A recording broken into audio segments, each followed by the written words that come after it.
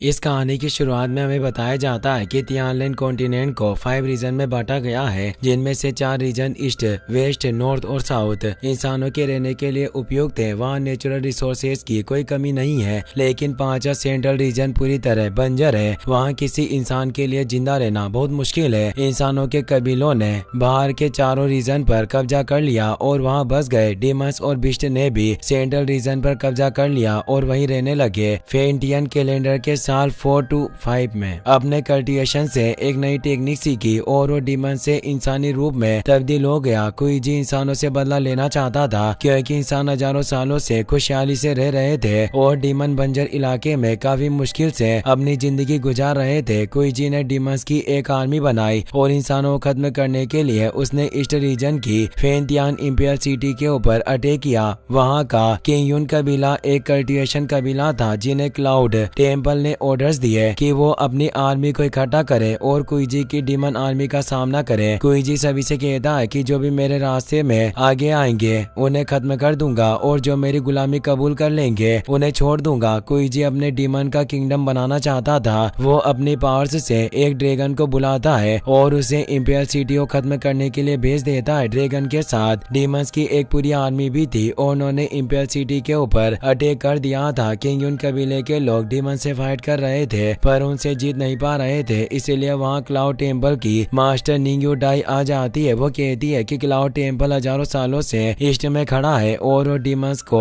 कभी जीतने नहीं देगा। निंग्यू डाई अपनी आइस पावर से ड्रैगन को पूरी तरह से फ्रीज कर देती है, जिससे ड्रैगन टूटकर बिखर जाता है। इसके बाद वो किंगयुन कबीले के लोगों को ऑर्डर देती है कि किसी भी तरह तुम्हें इन डीमंस को रोकना होगा और अपनी सिटी को बचाना होगा। निंग्यू डाई की बात सुनकर सभी सोल्जर्स अपनी पूरी पावर से लड़ने लग जाते हैं और अब निंग्यू डाई भी डीमंस के ऊपर अपनी आइस पावर से अटैक करती है। इसके बाद निंग्यू डाई कुईजी से कहती है कि क्या तुम अपने मकसद को पूरा करने के लिए इतने सारे जीवों की बलि देना चाहते हो? तुम अपने जिस गॉड किंगडम को बनाना चाहते हो, क्या वो तुम्हारे लोगों की लाशों पर बना हुआ नर्क नहीं होगा? कुईजी उससे कहता है कि तुम इंसान 10,000 सालों से इस कॉन्टिनेंट को कंट्रोल कर रहे हो। क्या तुमने कभी सेंट्रल रीजन में आकर देखा कि वहाँ की क्या हालत है? तुम सभी अपनी जिंदगी आराम से जी रहे थे, लेकिन अब सत्ता परिवर्तन का समय आ गया है। कुईजी अपनी पूरी पावर से इंपियर सिटी के ऊपर अटैक करता है, लेकिन निंग्यू डाई उसका सामना नहीं करती और इंपियर सिटी को बचाने के लिए अपनी पूरी पावर से कुईजी से लड़ती है। निंग्यू डाई कुईजी को हरा देती है, लेकिन कुईजी के साथ लड़ाई में निंग्यू डाई की स्पीड को बहुत नुकसान होता है और वो गहरी नींद में चली जाती है। उसकी सोई हुई स्पीड ईस्ट रीजन में गिरकर कहीं खो जाती है और इसी के साथ ये सीन यही कट हो जाता है। अब फेंटियन कैलेंडर के साल 423 में ईस्ट रीजन के लुओ कबीले में कुछ गड़बड़ी होती है। लुओ कबीले के लीडर के भाई लुओ बिंग क्वान को सत्ता का लालच आ जाता है और वो बाहरी लोगों के साथ मिलकर अपने भाई यानी लुओ कबीले के लीडर लुओ जियाओ को जहर देने की साजिश रचता है, क्योंकि वो उनकी पोजीशन और पावर्स को हथियाना चाहता था। लुओ जियाओ अपने भाई को समझाता है, लेकिन लुओ बिंग क्वान उसकी बात नहीं समझता। लुओ जियाओ भागते हुए एक जंगल में आ गया था। वो अपने भाई लुओ बिंग क्वान से कहता है कि तुम्हें डीमन ने आखिर क्या लालच दिया जिससे तुम अपने भाई को ही मारना चाहते हो और अपने कबीले को धोखा दे रहे हो? लुओ बिंग क्वान उसे बताता है कि यह जंगल का कानून है, जो मजबूत होता है वही जंगल को कंट्रोल करता है। पर भाई, आप दुनिया को बिल्कुल नहीं समझते। अगर हमारा लुओ कबीला आगे समृद्ध और पावरफुल होना चाहता है तो इसे बदलना होगा। और वो कई सारी चेन से लुओ जियान पर अटैक करके उसे पकड़ लेता है और अपनी सोट की मदद से उसे मार डालता है। अब वो कबीले के लोगों में झूठी खबर फैलाता है कि लुओ जियाओ ने दुश्मनों के साथ दोस्ती की और हमारे कुल के नियम तोड़े थे, इसीलिए उसे सजा दी गई। और अब लुओ बिंग क्वान कबीले का नया लीडर बन गया था। उसने लुओ जियाओ के बेटे लुओ जेंग और लुओ जियाओ के सभी सैनिकों और परिवार के लोगों को अपना कैदी बना लिया। लुओ बिंग क्वान के सैनिक सभी कैदियों के ऊपर जुल्म करने लग गए और उनका इस्तेमाल लुओ कबीले के मार्शल आर्ट्स के स्टूडेंट की प्रैक्टिस के लिए किया जाने लगा। उन सभी कैदियों में से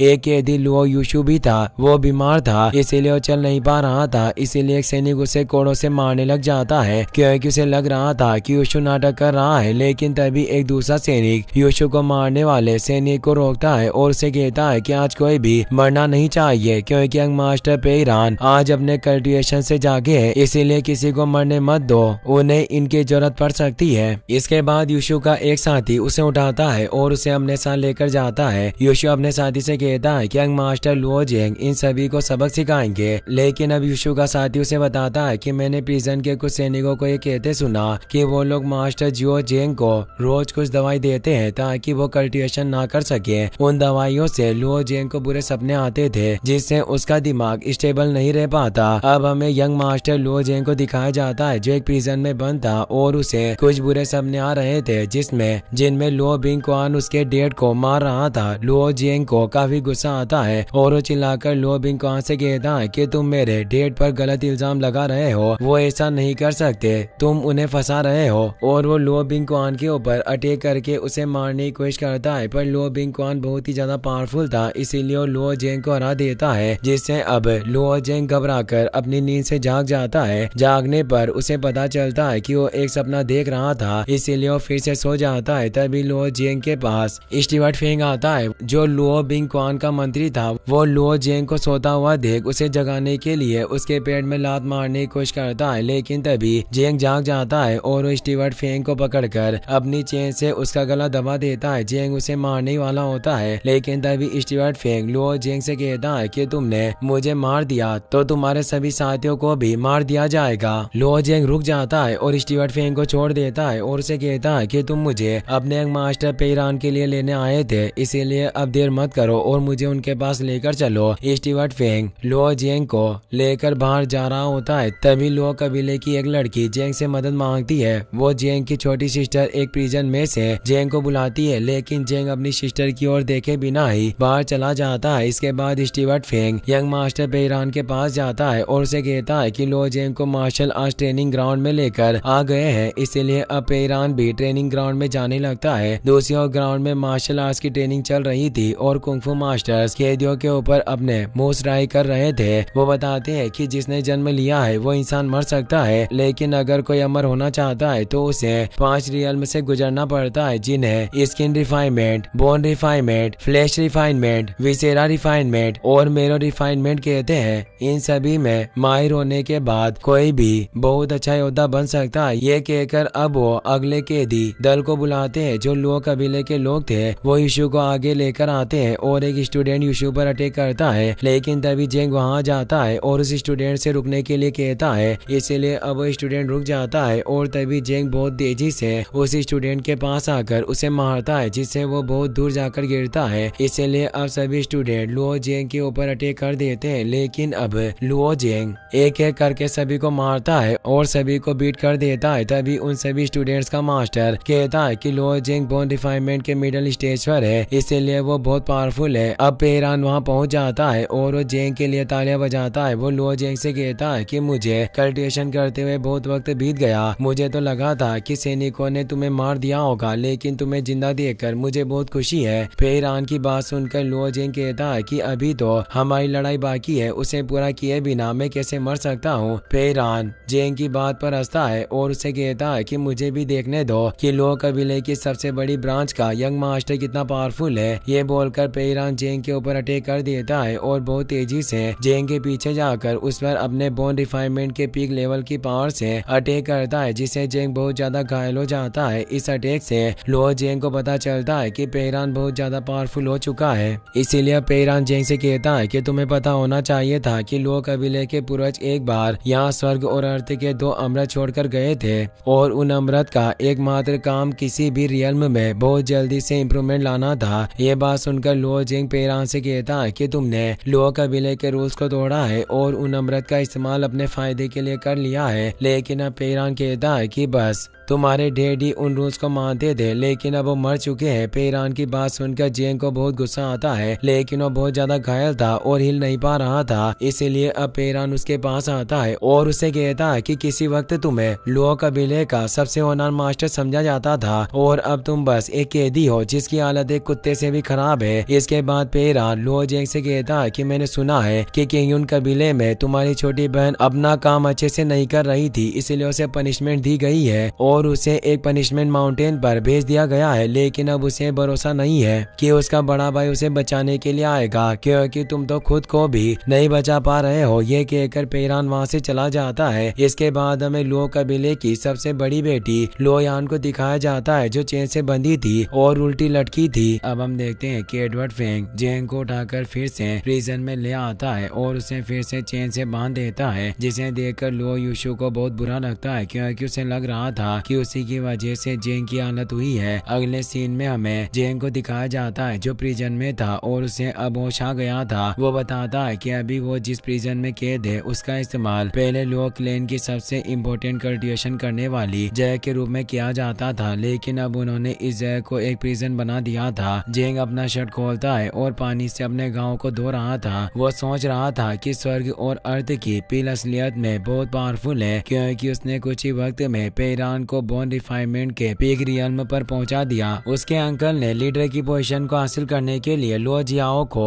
धोखे से मार दिया और स्वर्ग और अर्थ की पील को अपने पास ले लिया। जेंग अपने डेड को याद करता है और उनसे पूछता है कि क्या हमारा लो क्लैन इन लोगों के हाथों खत्म हो जाएगा। तभी उसे अपने डेड की लिखी हुई बुक दिखती है, जो अपने आप हिलने लग गई थी और उसे अपने डेड की आवाज भी सुनाई दे रही थी। जेंग के डेड ने उनकी बुक में स्वर्ग के रूल्स लिखे थे। जेंग के डेड ने लिखा था कि एक जेंटलमैन कोई वेपन नहीं है, क्योंकि उसे किसी से लड़ना नहीं है, लेकिन बिना लड़े और बिना वेपन के कोई भी आदमी पावरलेस हो जाता है। जब किसी इंसान की इच्छाएं बहुत ज्यादा होती है तो उसके वेपन्स और पावर्स पाने की इच्छाएं भी बहुत बढ़ जाती है। लेकिन भले ही दुनिया माने या ना माने, अंत में जीत दयालुता की होती है। इसीलिए हमेशा अपनी नाराजगी का बदला दयालु होकर लेना चाहिए। अब जेंग को उस बुक से वही बातें सुनाई दे रही थी और वो बातें बार बार रिपीट हो रही थी। वो बुक भी चमकने लग गई थी। जेंग देखता है कि बुक के अंदर लिखे लेटर बाहर निकल गए हैं और वो गोल्डन कलर में चमक रहे हैं। लेकिन तभी जोंग को अपने डेट के लिखे रूल्स और उसकी बातों पर गुस्सा आता है और वो चिल्लाकर आवाज को बंद होने के लिए कहता है, जिससे अब सभी लेटर्स गायब हो जाते हैं और आवाज आना भी बंद हो जाती है। जेंग उस बुक के पास जाता है और उसे उठाकर कहता है कि इस बुक में जो कुछ भी लिखा है सब कुछ सही है, लेकिन बस एक बात गलत है कि अपनी नाराजगी का बदला दयालु बनकर लेना चाहिए। जेंग अपने डेट से कहता है कि मैं कभी इस बात को नहीं मानूंगा, क्योंकि इसी की वजह से आप मारे गए और इसकी वजह से हमारे क्लैन की हालत हुई। अगर आप इन बातों पर भरोसा नहीं करते तो अपने छोटे भाई के हाथों नहीं मरते। ये कहकर जेंग उस बुक को आग में डाल देता है और वो बुक जल जाती है। अब जेंग को बुरा लगता है, क्योंकि वो जानता था कि उसके बुक के ऊपर अपना गुस्सा निकालने से कुछ नहीं होगा। वो अपने आप से कुछ सवाल कर रहा होता है और तभी आग के अंदर से बुक के गोल्डन लेटर्स बाहर निकलते हैं, जो जेंग की बॉडी पर आकर चिपक जाते हैं। जेंग उन्हें अपनी बॉडी से अलग करने की कोशिश करता है, लेकिन अब वो उसकी बॉडी से अलग नहीं हो रहे थे। अब वहाँ बहुत सारे लेटर्स आ जाते हैं और जेंग की पूरी बॉडी को कवर कर देते हैं, जिससे जेंग को दर्द होता है और वो चिल्लाने लग जाता है। पर अब जेंग की बॉडी चमकने लग जाती है और वो हवा में उड़ने लग गया था। उसकी बॉडी में बहुत सारी एनर्जी फ्लो होने लग गई थी, जिससे अब जेंग के हाथों पर बंधी चेन टूट जाती है। तभी तेज रोशनी देखकर एडवर्ड फेंग वहाँ जाता है और सलाखों के पीछे से जेंग को देख रहा होता है, पर तभी टूटी हुई चेन आकर उससे टकराती है और वो पीछे जाकर गिर जाता है। एडवर्ड फेंग जेंग की पार्ट्स को देखकर डर जाता है और वहाँ से भागकर लो बिंग क्वान के पास जाता है। दूसरी ओर जेंग पानी में गिर जाता है और कल्टिवेशन करने लग जाता है, जिससे वो अपने कॉन्शियसनेस स्पेस में पहुंच गया था, जहाँ उसे सुनाई देता है कि जब कोई सुपीरियर इंसान किसी वेपन को रिफाइन करता है तो स्वर्ग को भी अपने पावर से छीन सकता है। जब कोई इंसान अपनी बॉडी को वेपन बना लेता है तो उसकी बॉडी स्पीड में बदल जाती है। कॉन्शियसनेस स्पेस में जेंग को एजो ड्रैगन दिखता है और वो एक कूलड्रॉन में गिर जाता है। तभी वो कूलड्रॉन एक्टिवेट हो जाती है और जेंग को जला देती है, लेकिन जेंग को कुछ भी नहीं हुआ था। जेंग की फिजिकल बॉडी खत्म होने की बजाय और स्ट्रॉन्ग हो गई थी। अब जेंग फिर से दूसरी दुनिया में पहुंच गया था, जहाँ उसे जायंट स्पीड अपने हैमर से मार रही होती है और साथ ही वहाँ किसी की आवाज भी आती है, जो जेंग को अपनी बॉडी को एक वेपन की तरह रिफाइन करना सिखा रही थी। लेकिन जेंग को कुछ समझ नहीं आ रहा था। जेंग स्पीड के हैमर्स की मार से बहुत ज्यादा कमजोर हो जाता है और तभी वहाँ एक स्पीड और आ जाती है, जो जेंग को दो हैमर के बीच दबा देती है, जिससे जेंग को ऐसा लगता है कि अब वो मरने वाला है। जेंग दोनों हैमर्स के बीच में दब चुका था, लेकिन तभी वो फिर से दुनिया में चला जाता है, जहाँ जेंग को अपने डेड दिखते हैं, जो उसे कहते हैं कि क्या तुम्हें वो सभी बातें याद है जो मैंने तुम्हें सिखाई थी। दरअसल जेंग के डेड स्वर्ग के रूल्स की बात कर रहे थे। जेंग को वो सभी रूल्स पता थे, इसीलिए अब जेंग के डेड उसे कहते हैं कि अपनी सिस्टर को ढूंढो और अच्छे से रहो, अगर तुम जिंदा रहोगे तो ही उम्मीद होगी। यह कहकर जेंग के डैड वहाँ से गायब हो जाते हैं। अपने डैड की बात सुनकर जेंग को समझ आ गया था कि उसे अपनी सिस्टर को बचाना है, इसीलिए वो अभी नहीं मर सकता। ये सोचकर जेंग दोनों हैमर के बीच से निकलने की कोशिश करता है और तभी जेंग की पावर से एक्टिवेट हो जाती है, जिससे वो दोनों हैमर्स को तोड़ देता है और अब जेंग जायंट स्पीड के हैमर के अटैक को भी रोक लेता है। इसके बाद जेंग अपनी पावर से दोनों स्पीड के ऊपर अटैक करता है और उन्हें मार गिराता है। जेंग अपने कल्टीवेशन से बाहर आना चाहता था, इसीलिए वो एक एक करके सभी दुनियाओं से बाहर आता है और अपने कल्टीवेशन स्पेस से भी बाहर आ रहा।